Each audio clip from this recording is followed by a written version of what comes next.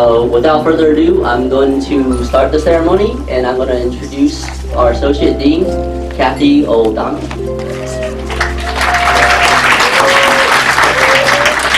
Hi everybody, thank you so much for having me here today.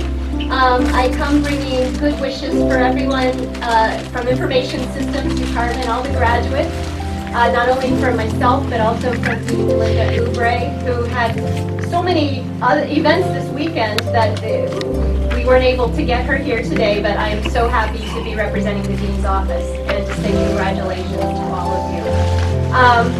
My reason for being here today, my job is a very happy one, and that is to introduce our keynote speaker. Our speaker is Mark Karen. And Mark is a VP of Tax for PG&E. And so you might be thinking, wait a second, I'm a VP of Tax. Is this the accounting department? Celebration, no. The reason that that Mark is our keynote speaker today is because PG&E is a wonderful gold sponsor of one of the wonderful programs here in the Information Systems Department. PG&E is a gold sponsor of the SAP program. And I'm sure that many of the parents, and I know that all of the students are aware of what a wonderful program this is. So by being a gold sponsor, PG&E has allowed not only the students to get the training in the SAP process or the SAP software that they need that will give them the opportunity to work for many of the thousands of different companies in the Bay Area that use this product.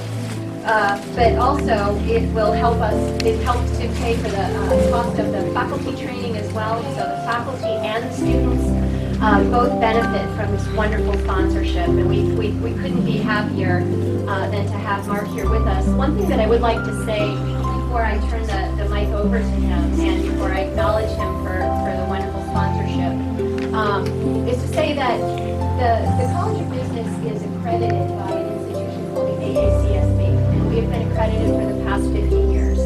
And there's a new set of standards by which we're being accredited, and one of the things that's part of that is that they've realized that colleges of business need to engage in business community. And that engagement, it's not about faculty sitting in an ivory tower doing research and students learning about theories that don't apply.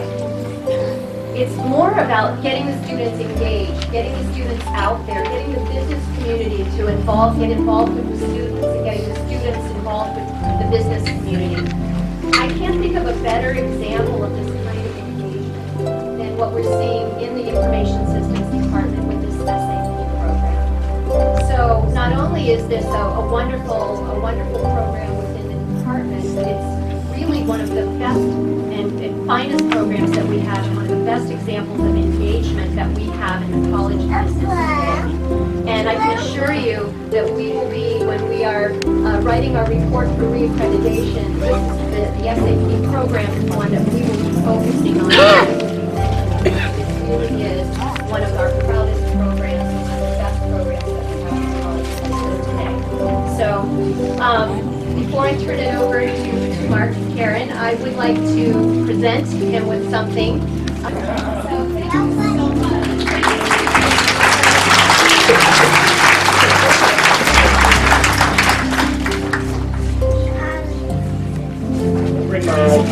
I finally got to the age where I actually use these things, like iPads, iPhones, and things. I was going to go a little off script. I was initially going to go through my background, you heard it. I was going to say I grew up in Maine. My dad had a little tire store. We had a mainframe computer for generating our billing. And it was about 8 feet long, and about 3 feet wide, and about 4 feet tall.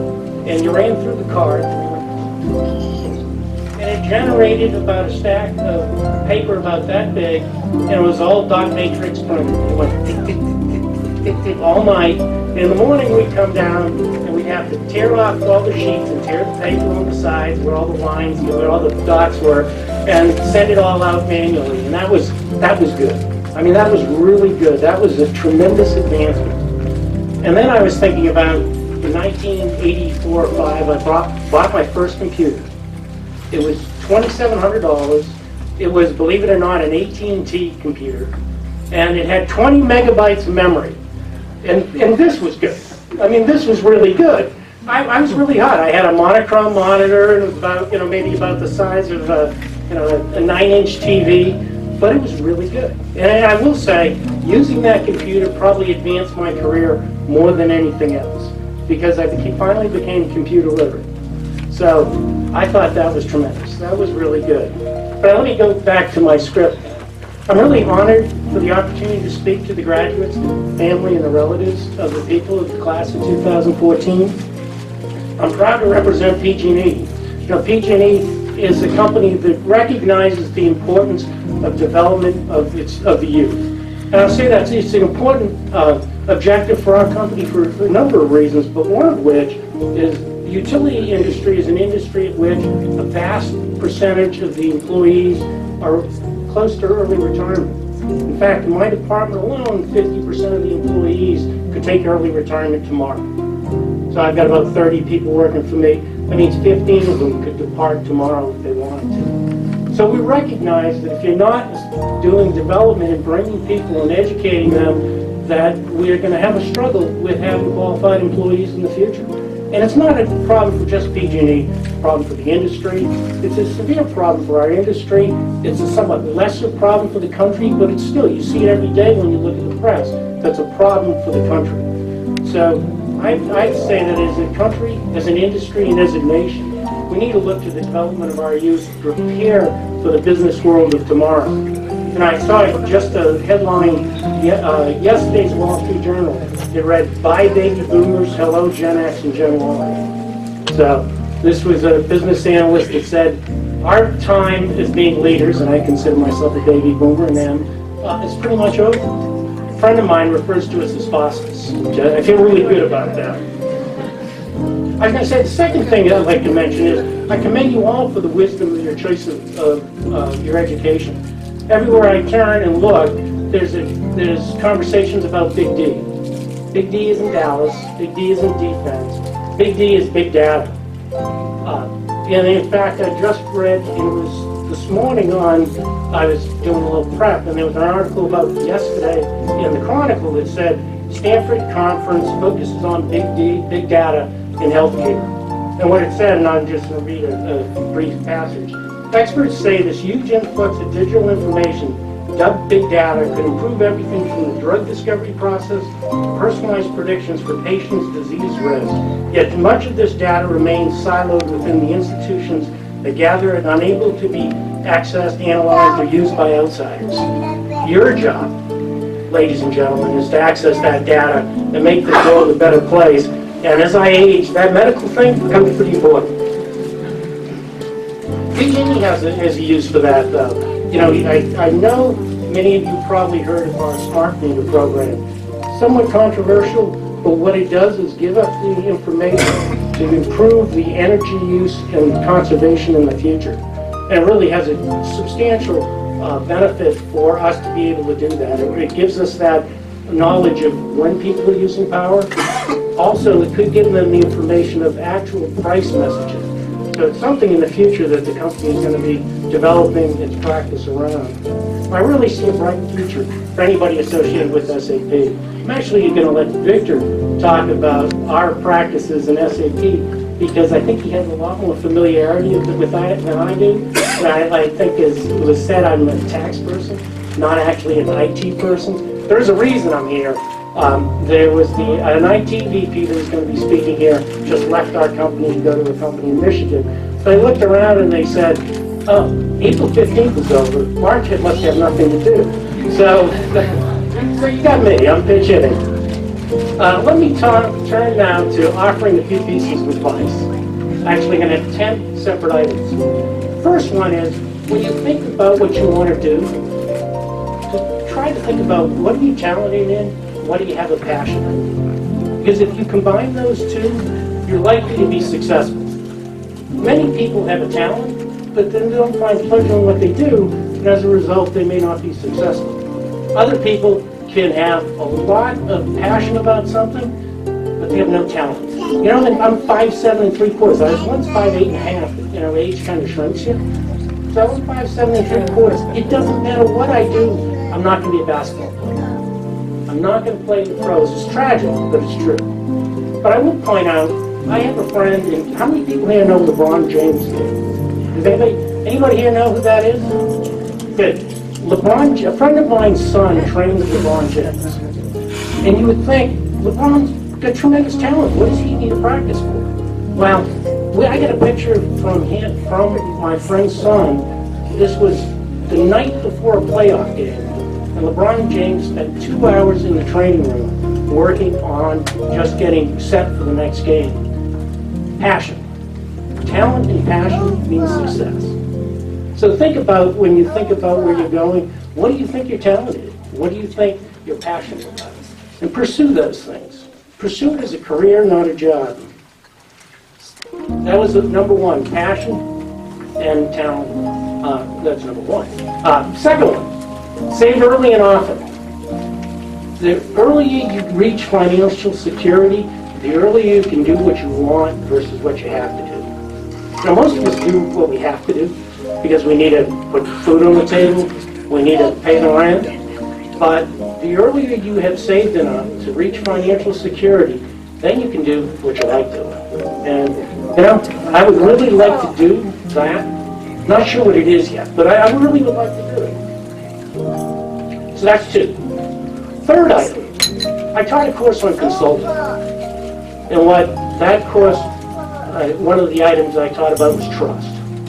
But I think it applies for you as an employee, it applies for a consultant, it really applies for anybody. So the next 3 or 4 items are about the things that make people trust you. First of those is be credible. When you talk about an SAP application, you need to sound like you know what you're doing. People will have confidence in you when you talk with authority. If you're talking about, for me, taxes, and I've gone to Washington several times and spoken with members of Congress and members of the Senate, and if I get up there and I don't sound like I know what I'm talking about, they're not going to give me much credit. So you need to be credible. Second item, and that was 3, is be credible. The third is be reliable. When you commit to something, do it. And do it by the day you say you're going to do it, or communicate why you haven't got it done. With more your employer sees that you're reliable, the more likely you will get recognized in the department and then recognized and promoted. Fourth item, be reliable. Fifth, integrity. Integrity is about having values, not telling, we're not saying you're going to do something and then, or lying about something. And I actually have an anecdote about that yesterday. I was walking into the office with another VP, and she told me, my admin told me a lie yesterday. And that person's credibility, her integrity is now challenged. She is likely not to be, and we rate people in the ratings, and it kind of is in the lower 10% is likely to be where that person is because she doesn't have integrity. And values are one thing, and the second part about that is be consistent with your values. When you communicate in a way that does reflect your values, because believe it or not, all that nonverbal communication that's associated with what you're saying screams you're lying. So if you're sitting there saying, yeah, I'm going to do that tomorrow, but what you really, it's kind of you're backing up, people are going to recognize from that nonverbal communication that you don't have integrity. That was 5. Have integrity. The 6th item is, and it really negates all those 3 others. Reliability, credibility, integrity, those get you in the door, those get you recognized, but if it's all about you, if you're self-absorbed, then it negates all that. If you are just focused on yourself, it's going to be recognized. There's a concept that's really, in the last 20 or 30 years, about emotional intelligence that is really where most people look at where you get your leaders, not from IQ, but from the fact that they empathize, that they feel for others, that they understand others. So if you're about you and not about the feeling for others, then you're not likely to be successful. In fact, you're You may be very successful as a staff person, as an individual contributor, but for that next level up, it's going to be about how you relate to others. I tell people frequently that when I talk about promotions in my department, they ask me, how do I get to be promoted? And I say, do you have the respect and do you inspire the people within your working group? Because it's really about how you deal with others that gets you promoted, not about how you get your work done. So think about how you deal with the people that you're working with, and when you're a team player, when that team recognizes you, then that's a likely indicator of promotional potential. I always say, turn the I's and me's into we and us. If you talk about I and if you talk about me, it's a strong indication that the team is not working. A team that works, in fact, I saw this just the other day, one indication of a team that works is the ratio at which they say we to I. If that ratio is more than 2 or 3 to 1, then it's a team that's working.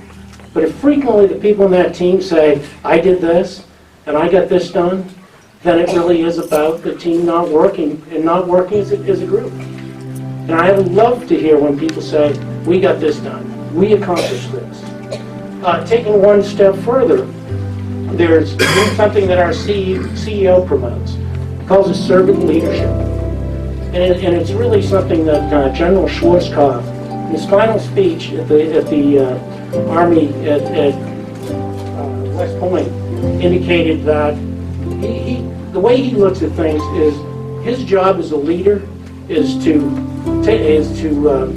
overcome the obstacles that people have and allow them to do the work, and any hindrances that they might have, and allow them to do the work.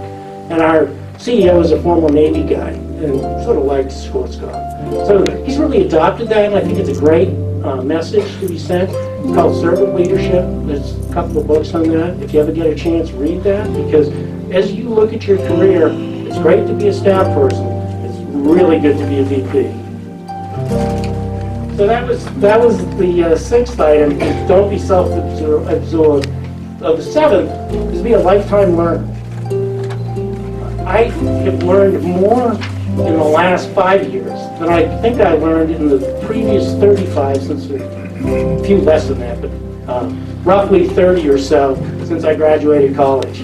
I think I learned more now than I ever did, and I have more opportunity to. And you think, okay, you have time, you're getting a little older, maybe you've got enough money. In the evening, sometimes I'll sit down and look at great courses. One of them I just looked at recently was several chapters in how to be a great teacher. So think about that as you go through life, the more you absorb, the more you learn, the more you kind of cross that web of different concepts, the more valuable you're going to be.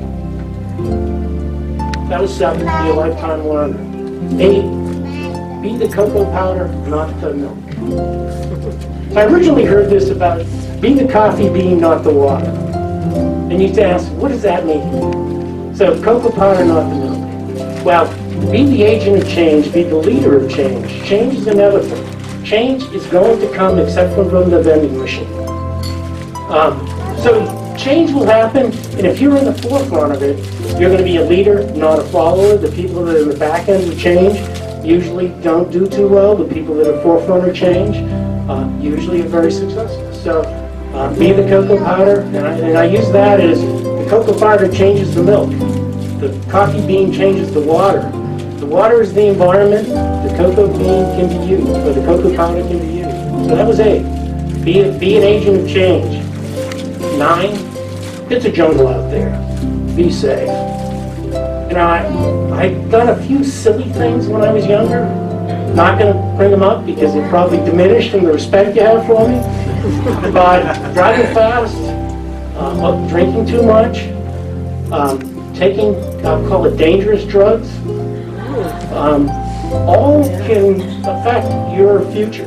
And it's not just you. You think about it, and we think about it as we get older, our family, or if you have children, your grandchildren. The things you do can affect a lot of others. So think about that and be safe. Last, so 9 was safe, 10, have fun. You know, life can be about, you can do your average day and go to work, or you can go to work. I mean, work can be fun. Work should be fun. Again, if you're pursuing your passion, it's what you're about. It's fun. It's what you want to do. So you can see that there's something funny in almost everything that happens. There's humor in virtually everything if you see it. Now, I don't mean being a clown or making fun of others. Just something that I've often heard small-minded people talk about. Small-minded people talk about people. Big-minded people talk about ideas. Talk about ideas. Don't talk about other people. That person over there, they're trying too. So it's not necessarily that they're doing anything funny, they're trying.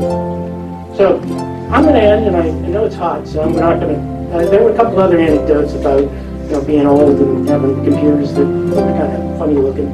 But I'm not going to get into those. I did have a question though.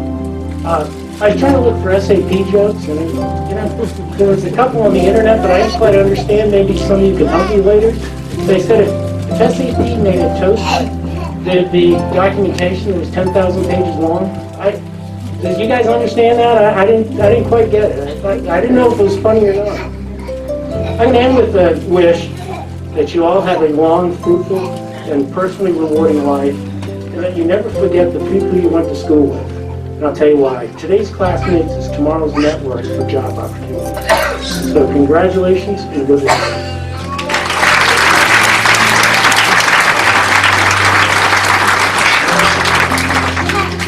We're going to be presenting the next keynote speaker, Victor Jimenez. Thank you. So I don't get a Tesla or a long introduction, but I am a proud graduate of this program. So I graduated this program almost 20 years ago. When Professor Chow introduced himself, I said I was in one of your classes. He didn't remember. Of course, I had hair back then.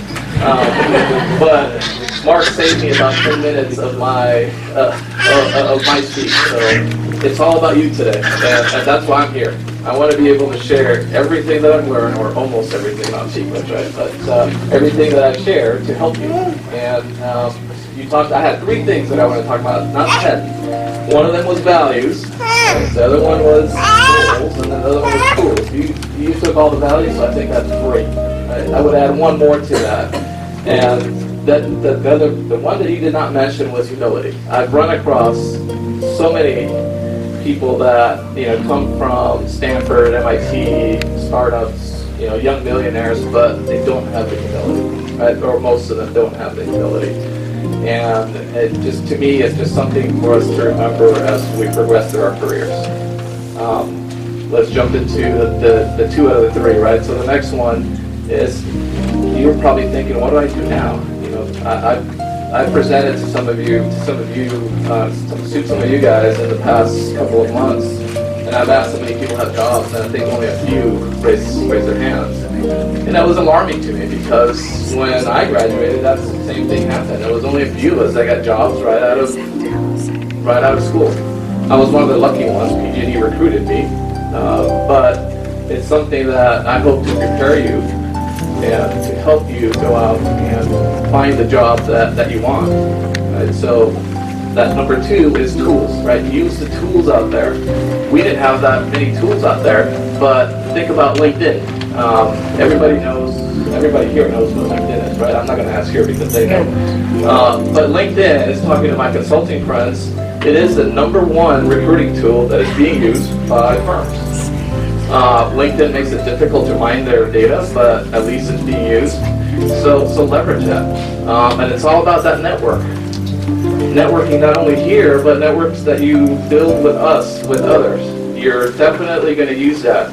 Out of all the people, including myself, that have changed jobs, that I know that have changed jobs in, the past 5 years, I think only one went through the front door.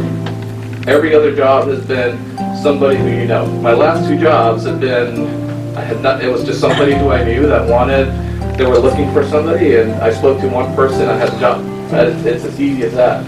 You do need to succeed, right? And you need to bring value, or else you're out of a job. But again, focus on that network and be persistent about the network. Put yourself out there on LinkedIn. Go to, there are a lot of publications that you can sign up for, and you can become for free. And you could reply, you could post, and you can post your ideas. And even if you are shy, and you could be persistent, and if you're too persistent, you're going to make a mark, and people will remember you. So, again, use those tools. Use the tools that you learn here. I'm not being paid by the school, but there were many times during my career, and I'm an IT major, where I had to think about marketing, I had to think about strategic planning, I had to think about accounting, business law, and I thought when I was taking those classes, what do I need these for, right? But you do. They come in handy, and it helps you put perspective into what you're doing. The other thing too is we're IT. Yes, we like to think ourselves as innovators, but we're service. We provide a technology service to business needs. And no matter how many people you hear say otherwise, and Mark can attest to that, right? Because he would pay my check as an IT person, right? So if you don't understand the business, then it's more difficult for you to bring value, right, on what you're building. So learn the business, learn everything around the business, and how you could help and where you add value. Right, so now moving to the third out of the three things that I had is, well, what do I do now? What are my plans? And I know most of you will say, my plan is to get a job. Right? That could be your plan, and stick to it. Somebody's plan could be, I want to be CIO, I want to be a VP, or I want to be a DBA. But the message here is that there's no right or wrong. You pick your plan and stick to it and commit to it. You're gonna change it along the way. Things will happen, but build this plan based on what you know. Back to what Mark said about passion. What are you passionate about? There are so many things out there, right, from business as well as technology, that you can decide. There are so many opportunities out there. I'll talk a little bit about technology. I know that's, some of you probably, and I won't go too deep, but this group here has heard of the words or the term SMAC. Right? SMAC's been around for a couple of years. It's social, it's mobile, it's analytics, and cloud. And if you think about those four big disruptive technologies are changing the way that we do business. Right? So from social, LinkedIn's a great example. From mobile is another channel that we reach our customers. Mobile is another channel that you reach employees. Analytics has been my passion lately. So when you were describing the smart meter analytics, so we, our team, built that for PG&E. So analytics is changing the way that we do business. In fact, we're getting ready to present to the CIO at PG&E. We, as in a team of PG&E and myself, as a consultant, how do we transform PG&E to a data-driven business? Right? So how do we take some of those business challenges, like renewable generation, solar, right, that could disrupt the way that a utility does business, and have data to transform the business, right? And then the last one, is cloud, right? So cloud has an impact on, and cloud here is internet, right? It's just another fancy word for internet. But it's putting all the services and the systems out in the internet as opposed to within a data center at a utility or a client. So how does cloud change the way that integration, how does cloud change security? And there are many opportunities out there that you can jump into. Just decide what that is and educate yourself. Back to the tools part. When I graduated, there were some tools, but if I wanted to learn about Hadoop, for example, there was no Google back then, or there was, but didn't have much. It was Yahoo back then. But you could not learn much now. If you Google Hadoop, you can almost educate yourself and be a developer quickly. I mean, I thought about doing it just for fun a couple of years ago because it was something new. So use those tools, create your plan, stick to that plan, commit to it, and be passionate about what you're going to do. It's not enough, or maybe it is enough for you to say, I want a job, but personally, I would think a little bit more. I want to be a little bit more detailed. I do those things every 6 months. So one of my tricks is I set a goal, a 3-year goal, that I check every 6 months or every year. If I'm not happy, if I'm not on the right path, I'll make some changes. Some of them are drastic as moving to another company. But the other thing I learned too over the years was I wanted to retire immediately, but I quickly realized it's a business. Even if you're bringing value, there are disruptions out there that could diminish your value. Right? So outsourcing was a big one back in the early 2000s. Right? And I used to be a developer back then, and we had to, I still remember there was an email that went out that we had to go and write a list of everything that we did. And of course, everybody thought that we were going to be outsourced. And there was an assessment being done. But that's when you're forced to reevaluate what value what you're bringing to the company. And if it's high value, then you're safe. If it's low value, that can be replaced by something cheaper. There is no loyalty. The company's not going to be loyal to you if you're not bringing high value. They're going to be loyal to you if you're bringing value. Right? So keep that in mind. In closing, because I know that it's about you, and we want to have fun here. We want to start all the awards. I would say, let's think about all the tools, create your plan, commit to the plan, evaluate the plan, and don't ever forget the values, because there will always, you will always be reminded if you deviate from that. Thanks.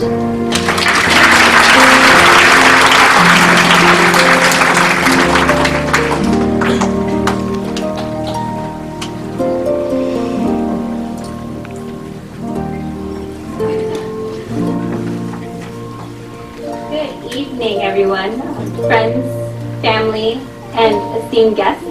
My name is Priya Gupta, and I just graduated from San Francisco State with a degree in information systems literally just a few hours ago. So it's graduation.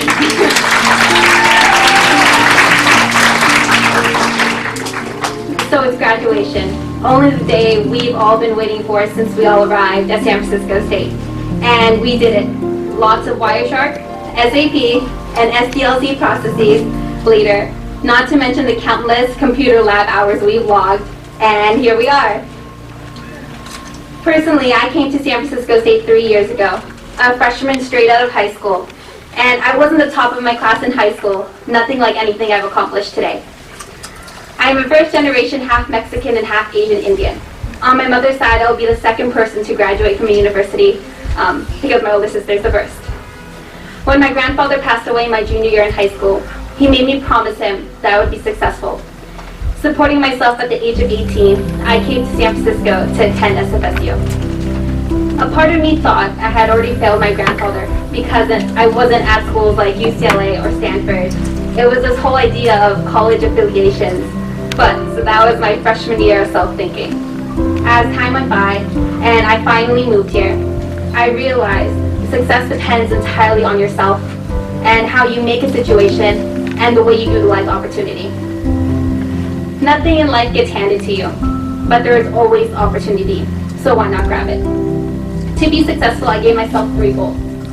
1, I will graduate from SFSU as soon as I could. 2, I will take advantage of San Francisco and get as many internships and as much experience as possible. And 3, I would graduate with a high GPA. Needless to say, I am standing in front of you today, graduating in 3 years with highest honors, along with 5 internships and 2 jobs underneath my belt.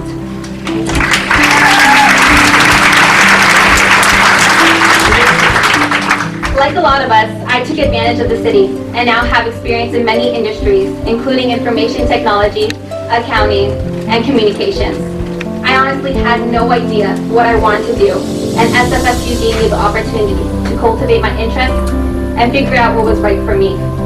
My more recent job at the medical startup company, One Medical Group, has inspired me to continue on a career path of integrating healthcare and technology. I'm excited for my future job at a nonprofit health group in San Leandro. Like a lot of us, I worked my whole entire way through college. Lots of night classes, hard work, and much motivation, and I still can't believe this day has come to say goodbye to this school. Thank you, San Francisco State, for giving me the opportunities that allowed me to discover what I want to do for the rest of my life. I am a firm believer that no one can tell you what you can do and what you can't do. If you want something, go for it. And there's no one telling you can't do it. Get that A, go to college, graduate college, and then get your dream job. And no one's going to be there holding you back. There were individuals in my life who told me I couldn't graduate in 3 years. There were individuals who told me I wouldn't do well in San Francisco. And here I am, and here you are. I'm lucky to have the most amazing support team in my sisters.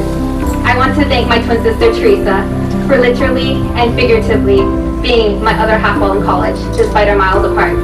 We're identical, so if you see someone who looks like me, that's probably her. I would also like to thank my older sister, Ronnie, for keeping me sane, for always telling me I could do bigger and better, and for coming to my aid whenever I needed her. Thank you for picking me up at 3 a.m. in the morning when I got sick my freshman year. That's love.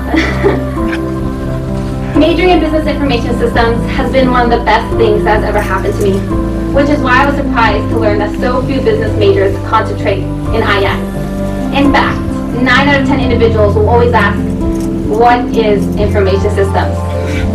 Information systems was voted the top 10 most valuable college major by Forbes magazine. Projected growth of IS jobs are 15% higher than any other occupation by the U.S. Census Bureau. But let's not stop there. Do you know whose major is ranked in the top 10 majors by Princeton Review, or the top hot majors by U.S. News? Well, if you guessed information systems, then you're correct. The San Francisco State Information Systems program is rigorous and hands-on. After all, we are the second SAP certified program in California. Not to mention our major offers direct recruitment opportunities for companies like Apple and BG&E. And don't even get me started on our staff list. Our professors have received doctorates from some of the most notable ISIS graduate programs in the U.S., including University of Georgia. Combined with an amazing intellectual staff and program, I can only conclude one thing. Most of the 25,000 students attending SFSU just can't cut being an ISIS major.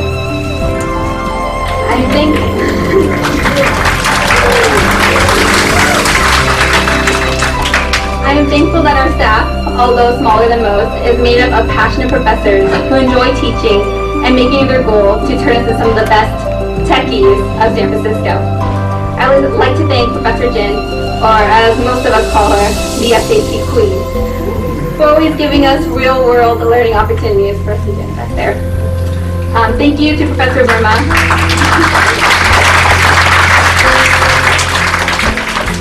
Thank you to Professor Verma, who I believe is somewhere around here, like lost in the crowd, for being the most inspiring professor I've had. I'll never forget the way you cradled your 3D printer when you brought it into class for the first time. Be prepared, Professor. We're currently working on your fan page, Verma Mods, which should go live at the beginning of next year. It's definitely going to happen. And most of all, I would like to thank Professor Nickerson, who isn't here today, but for guiding me through this last semester and helping me figure out what I want to do for the rest of my life. Professor Nickerson held my graduation application hostage until I thought about graduate school, which I hope to pursue a PhD hopefully next year. I can't leave the stage without mentioning the thing I love most about college, the IS community. So all of you right there. As a small major, we all know each other, and we all take care of one another. From those text messages about open jobs, to sharing study guides and cheat sheets via Google, to the after-class walk home. If I haven't met one of the graduates standing before me, I'd be surprised. Thank you so much for making majoring in information systems one of the best things that's ever happened to me. And special thanks to Bobby, Ansel, and Charles for being my IS homies. I'll miss y'all so much.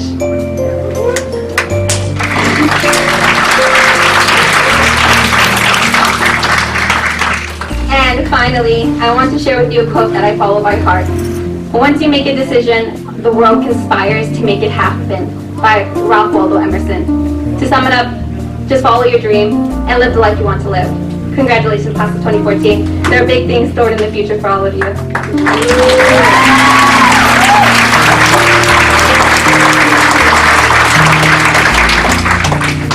Well, now without further ado, we're going to have Professor Chow and Mr. Victor Jimenez present the Outstanding Student of the Year Award.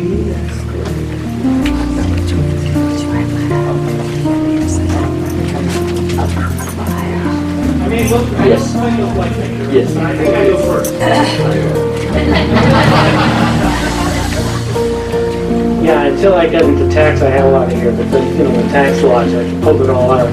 So I've got the honor of awarding the Outstanding Student of the Year awards, and there are 9 of those. So the first one is for, and if I mess up the name, please forgive me, they didn't have pronunciation guys. Action, a guy, does that sound right? Well, let me just do it. It's in recognition of his achievement at, come on right up, I'm gonna read as you come. SAP Retail App Rumble Contest, Rumble. A Rumble in Dallas on October 10th, 2013. Also in 2013, Connected Card Contest. He's been invited for a week-long workshop held in SAP Labs, Palo Alto in August. But fantastic. I bet you Palo Alto in August is fun, yeah. I think we got an opportunity to do that.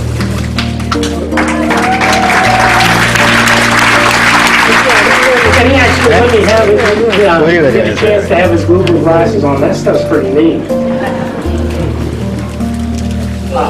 Second is for Dana Anzari. Does that work? And Dana has been, she has convinced 2 organizations to be our broad sponsors, Patelco Credit Union and Smart Armor Inc. So, let me just click these as we go.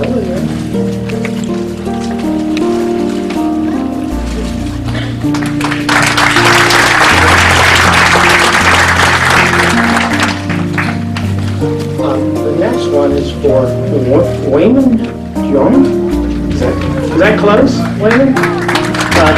And hey, we gotta love this 2013 Utility of Tomorrow contest.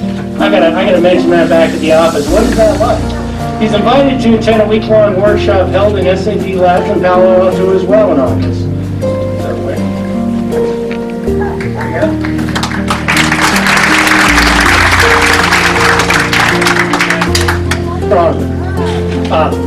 Next one is John Foose.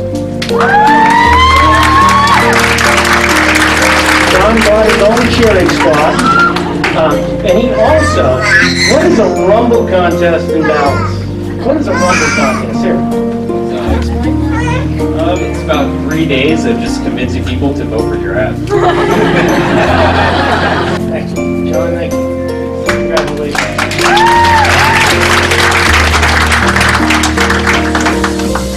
The next one, I think I'll read the accomplishment before it kind of takes away.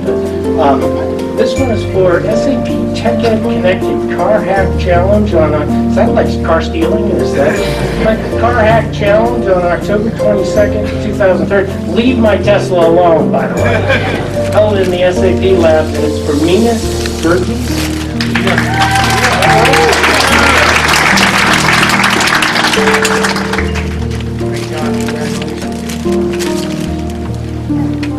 Was that in the, what's the Dallas Stadium down there? Oh, okay. This is as well for the SAP Retail App Rumble contest held in Dallas. And it's for Bianco and Nantio.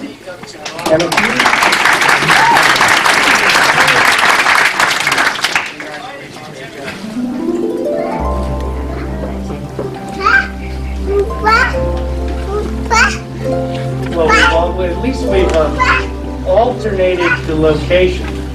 This is the 2013 SAP University App Rumble held in Orlando, sponsored by Mickey and his team. Mouse, never mind. That one fell flat. May 14th through 16th, 2013, and it's Gary Longoria.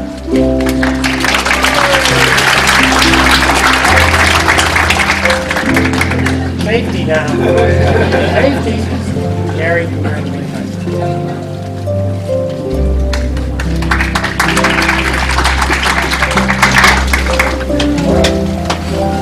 Well, this is pretty tremendous. This is for in recognition of his participation in the White House initiative on open data and civic hacking. He was invited to the White House for his achievement, 1600 Pennsylvania Avenue. Fantastic. Surrey Sampson.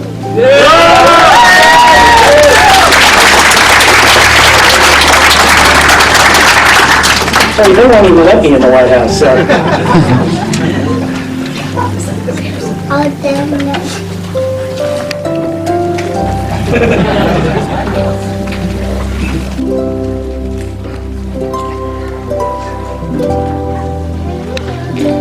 This is for winning of the College of Business Mission Comes Alive video contest.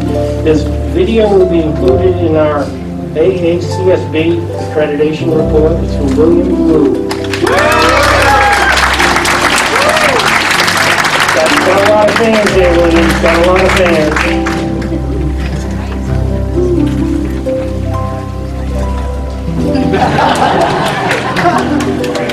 I think I turn it over to Victor now. Victor? So some of the same names here. So these are the SAP recognition awards, and we have about 21. Okay, so the first one is for Afshin Nagani.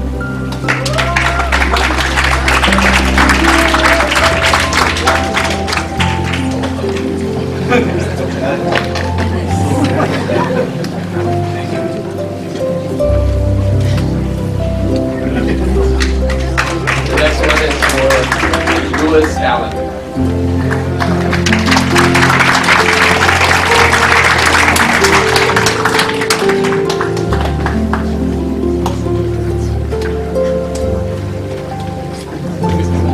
Right, next is Danielson Caboose.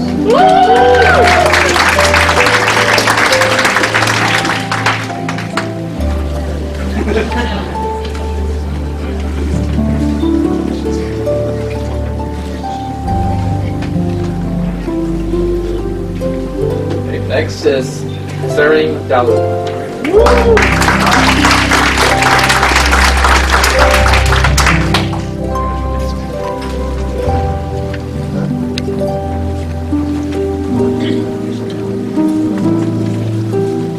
Next is Wayman Duong.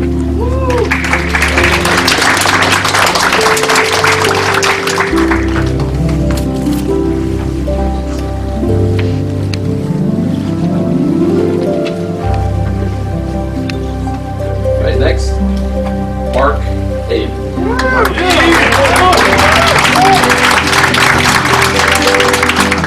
Sorry, was either E or A.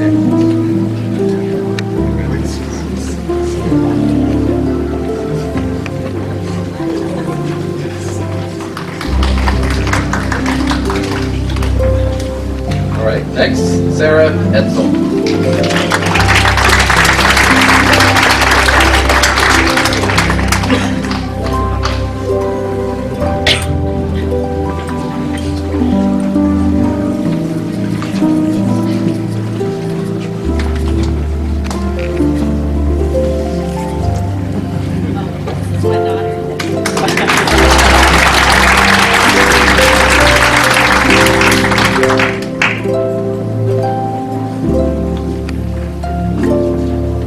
All right, next is Derek Fong.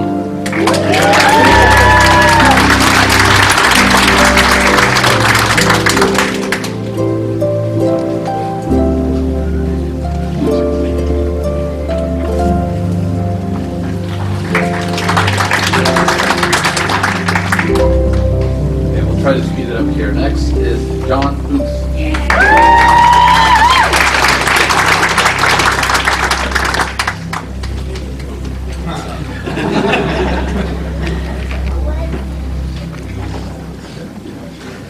All right, the next one goes to Jamal Ghanem.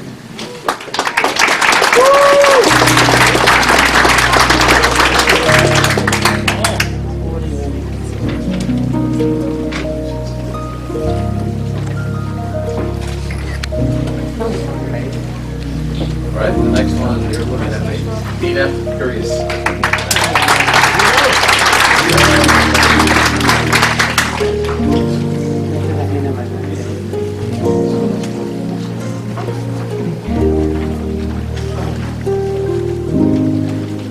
Next award is Rianto Inicio.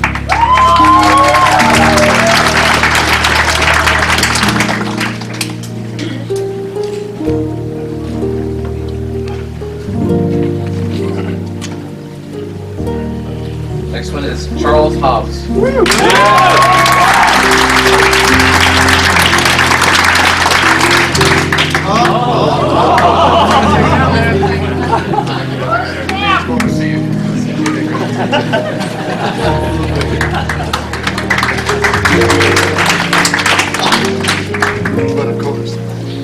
Next is Robert Wang.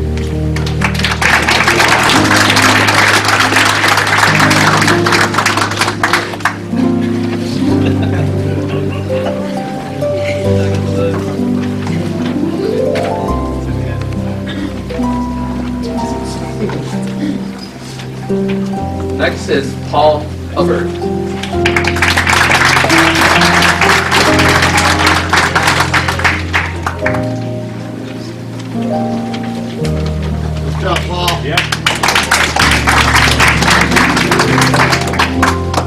Next is Christian Lamb.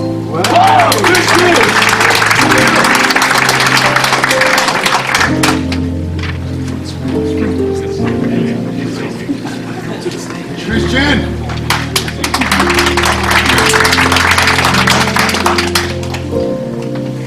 Gary Longoria.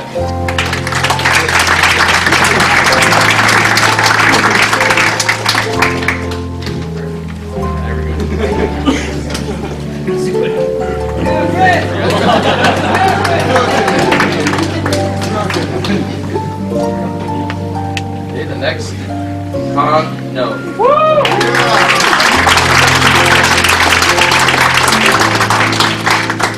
Did I say Con?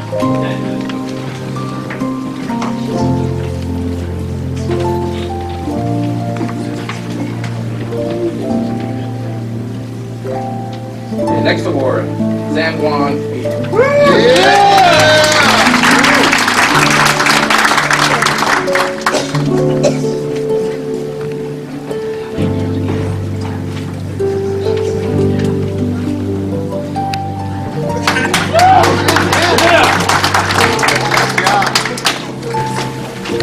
All right, next award, Suraj Sampson. And there is a Datapalooza next week at the White House. I don't know if you know about that. I'm not kidding. For energy management.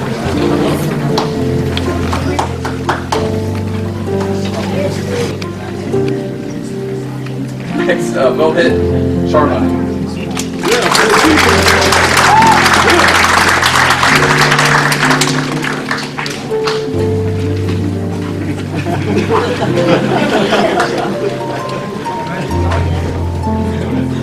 All right, we're almost there. Next one, William Wu.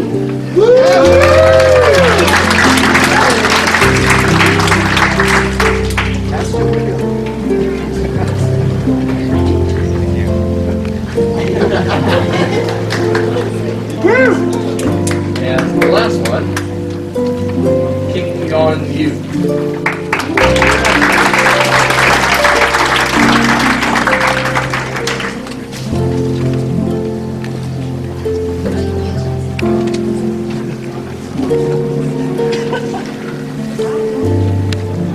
Now I'll be turning it over to Professor Chow to present the information certificates.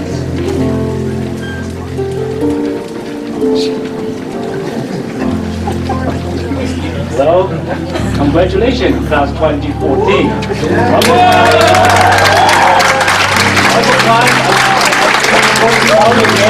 Maybe please pronounce your name, but that's perfectly okay. One more time, one last time. Action, Akahi.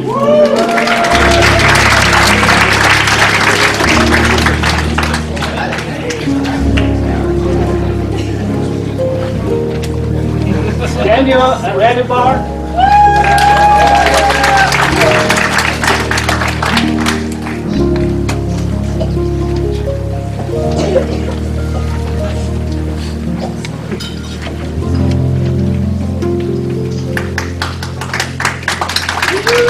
Luis, Alan.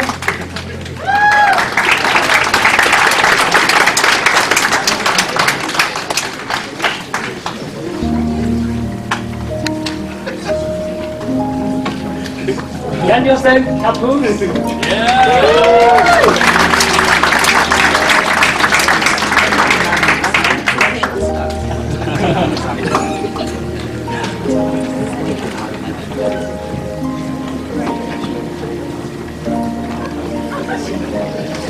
Jeffrey Carpenter? Not here. Not today.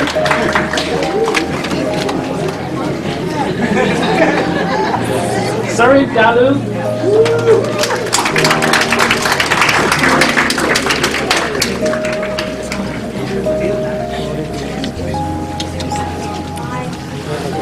The world winners.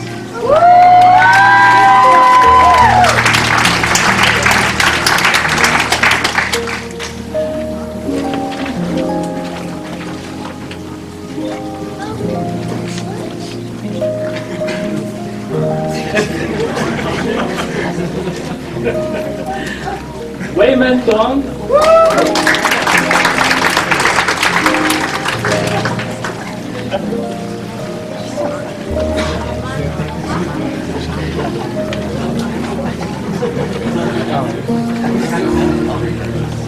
Mark 8.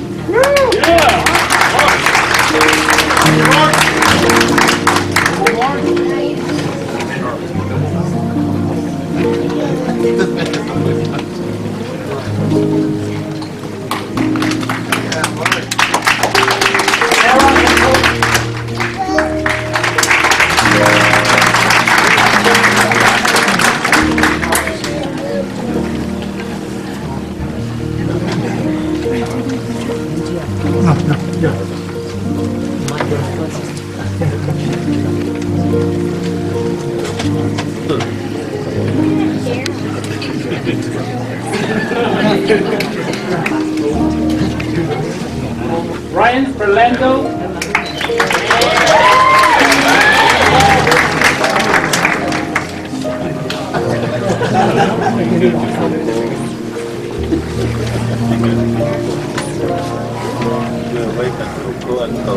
Gary Pong.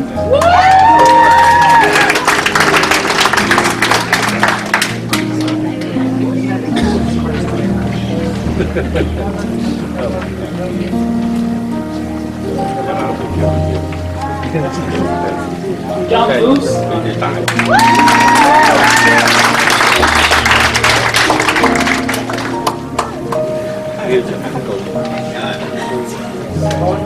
Good job. Come on, Galen.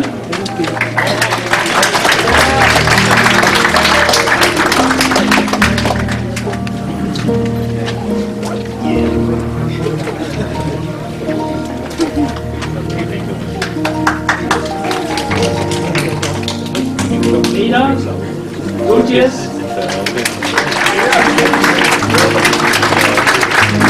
I always have trouble to pronounce his name.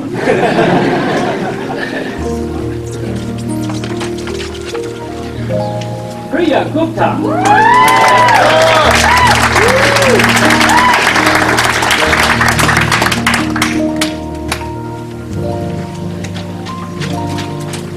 Renzo Alicia.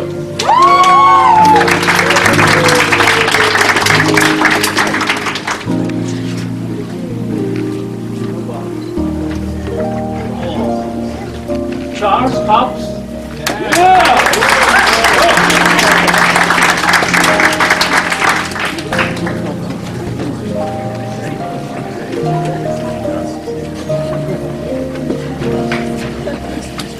Robert Hausinger.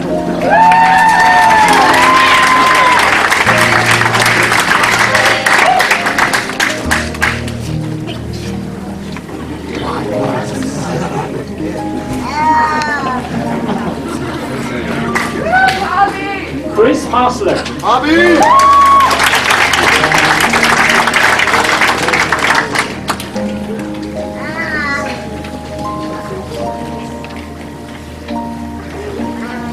Robert Huang.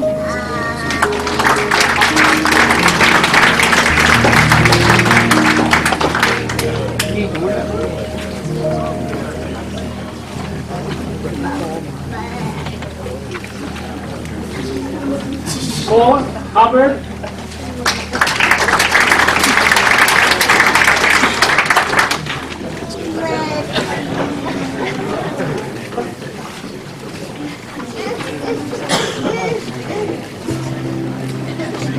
Kun.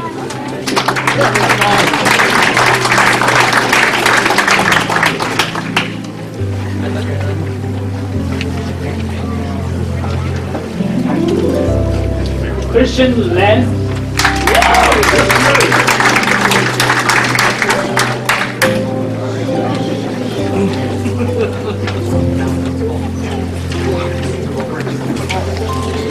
Anthony Leverisa.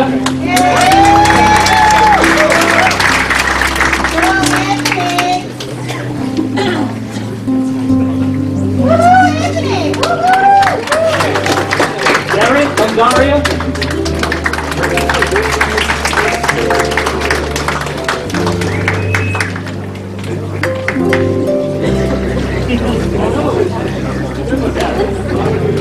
So Mai.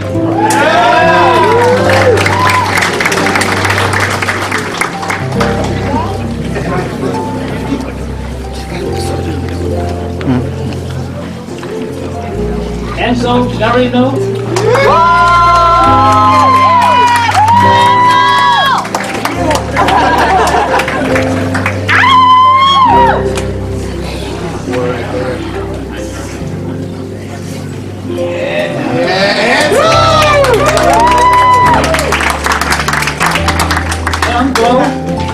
Down go.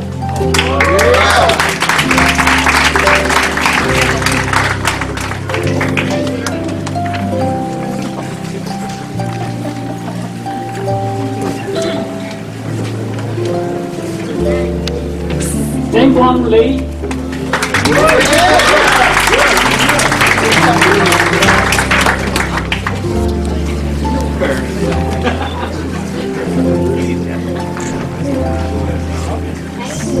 Evan Patel.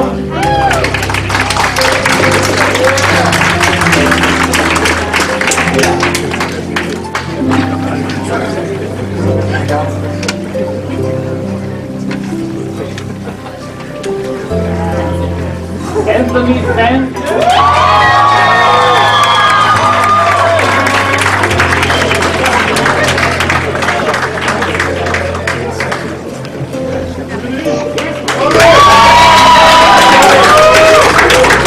Ray Simpson.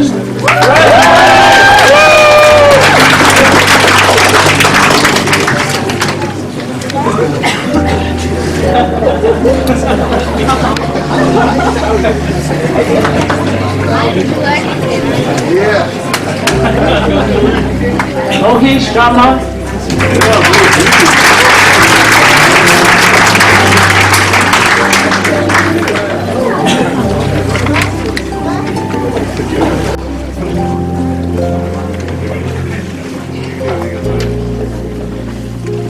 Is Manny Sohi here? Manny Sohi. Frank Wong.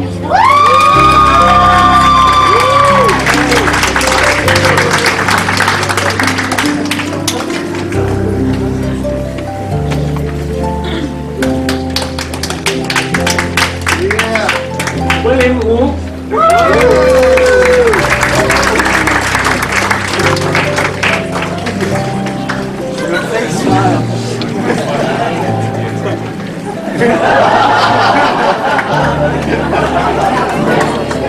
Anthony Yoshida.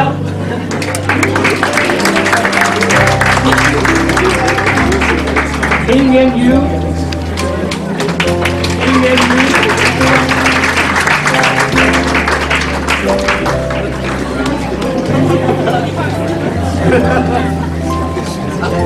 Last one, Mike Cow.